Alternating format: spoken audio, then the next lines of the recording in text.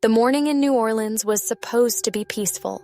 Soft golden light streamed through the curtains, and the faint chirping of birds filled the air. But as Eleanor slowly woke, a strange heaviness settled in her chest, a feeling she couldn't quite explain. She brushed it off as morning grogginess, stretching lazily before swinging her legs over the bed and stepping onto the cool wooden floor. The chill against her bare feet sent a small shiver up her spine, but she ignored it, making her way toward the kitchen like she did every morning.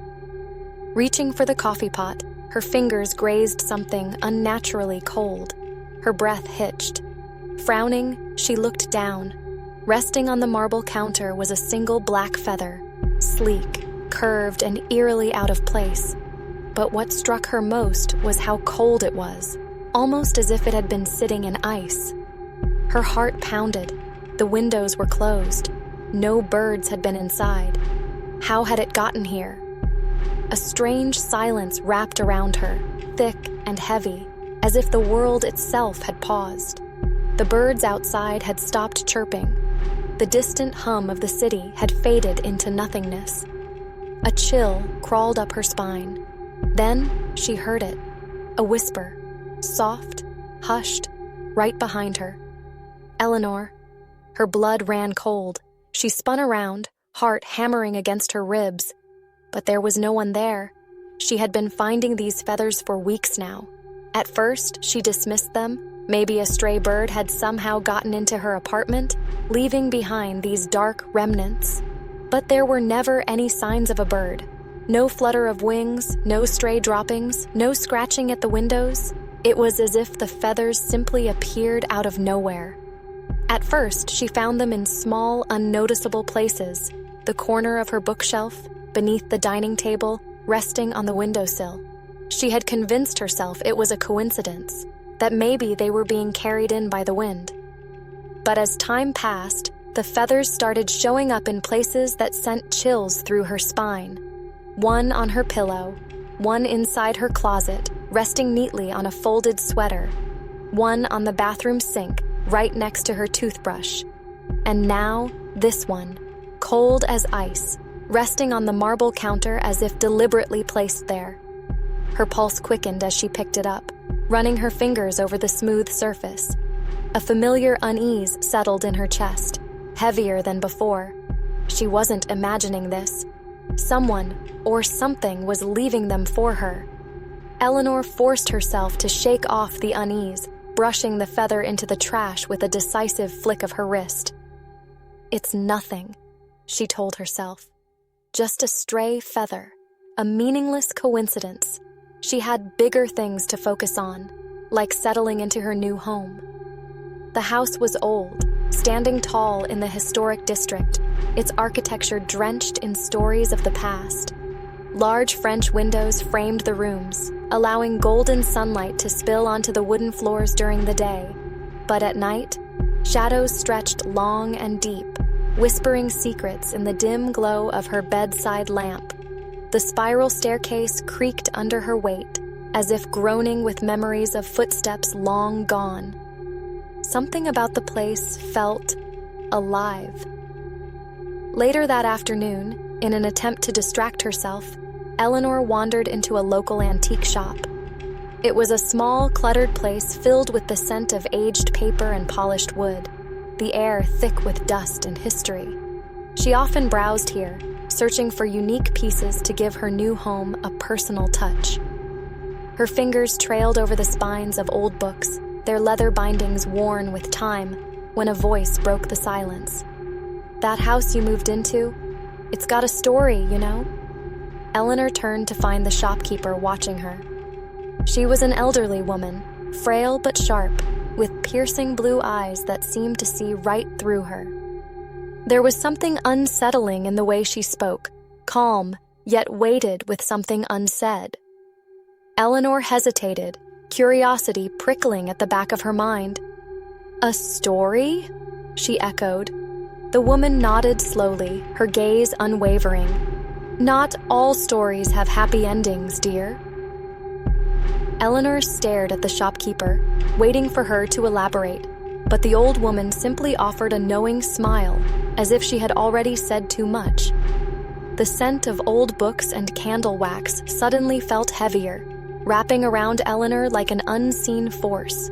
He wasn't human. The words lingered in her mind as she left the shop, the crisp evening air doing little to shake the unease settling in her bones.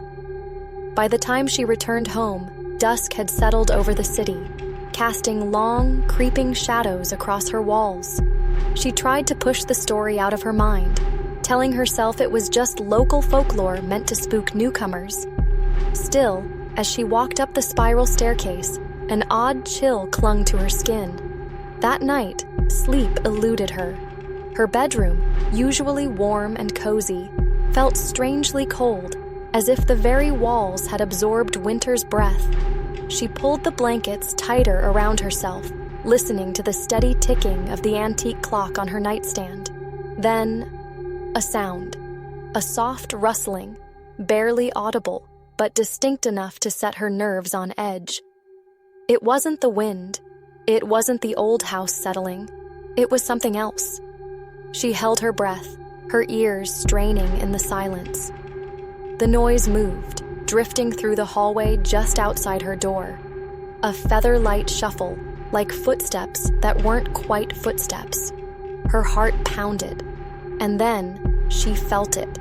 Not a touch, not a sound, but a presence, something unseen, lingering just beyond the edge of her vision. A suffocating awareness crawled over her skin, making her limbs go rigid. She wasn't alone. Slowly, she turned onto her side, her breath shallow, her fingers gripping the sheets. The darkness in the corner of her room felt deeper than before, stretching, pulsing, watching. And then, in the silence, a whisper. Low, close, right by her ear. Eleanor. Her blood turned to ice. The room seemed to shrink around her, the shadows stretching, pulsing with a life of their own. Eleanor's breath came in sharp, shallow gasps as she stared at the man before her, tall, impossibly elegant, with a presence that made the air feel heavier, charged with something ancient.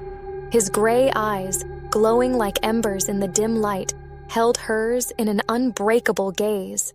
Cursed to love you, again and again. Her pulse pounded in her ears.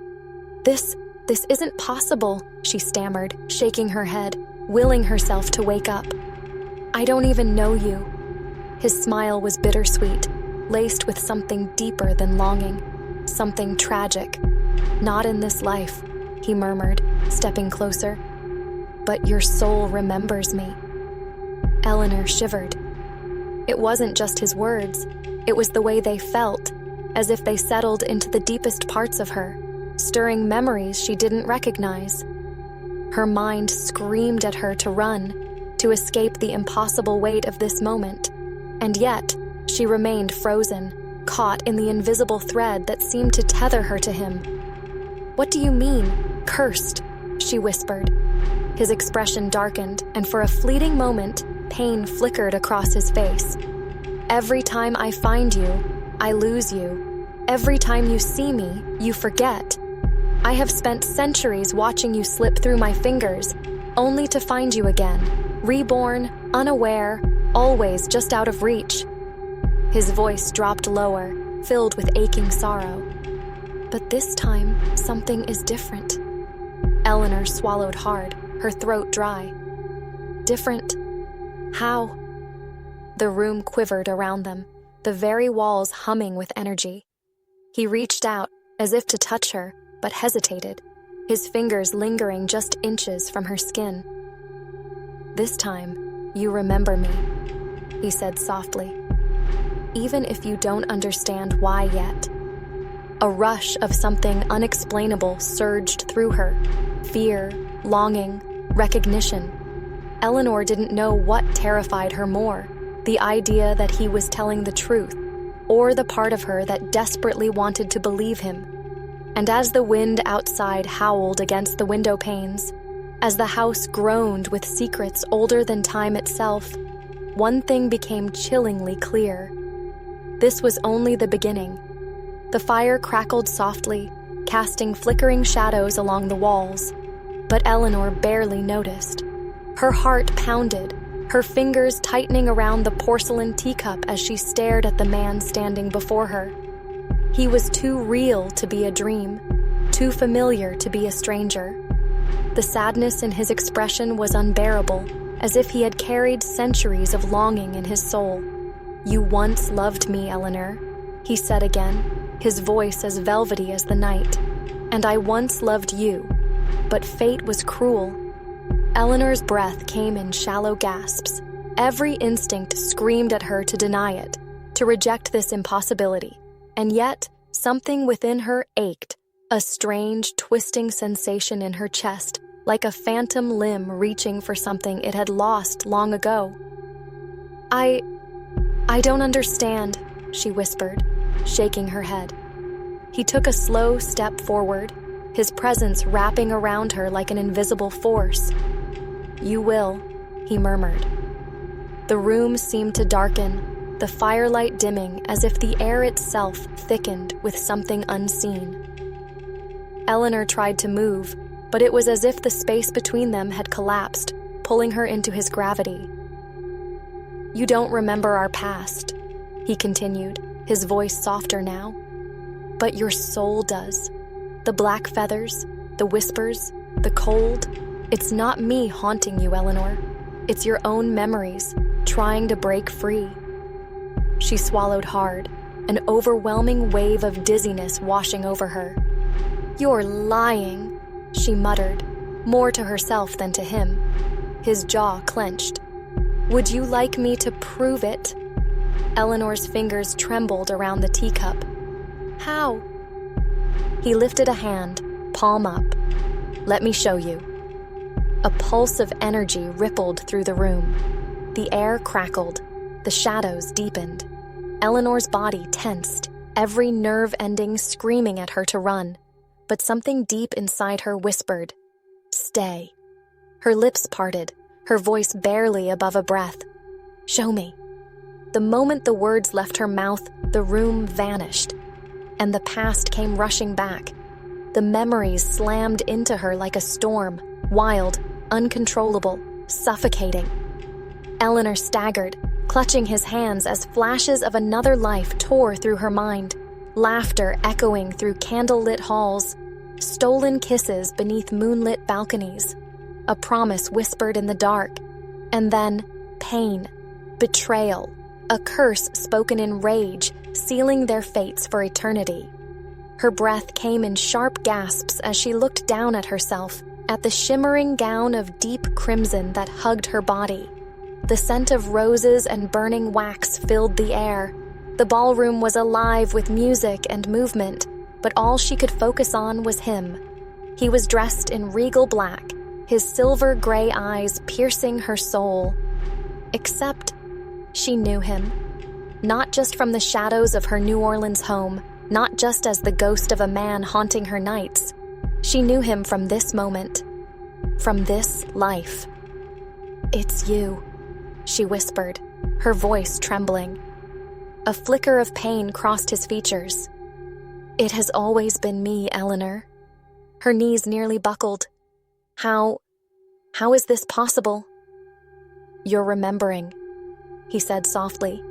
"The curse has kept us apart for centuries, forcing us to find each other, only to be torn apart again." His grip tightened around hers, desperate, as if afraid she would disappear. But this time might be different. Eleanor's mind reeled. Memories of that night, the last night she had seen him in this lifetime, rose to the surface like ghosts returning from the grave. The masked figures, the whispered warnings, the poisoned wine. She had died that night, and so had he. Her chest ached with a sorrow so deep it felt like drowning.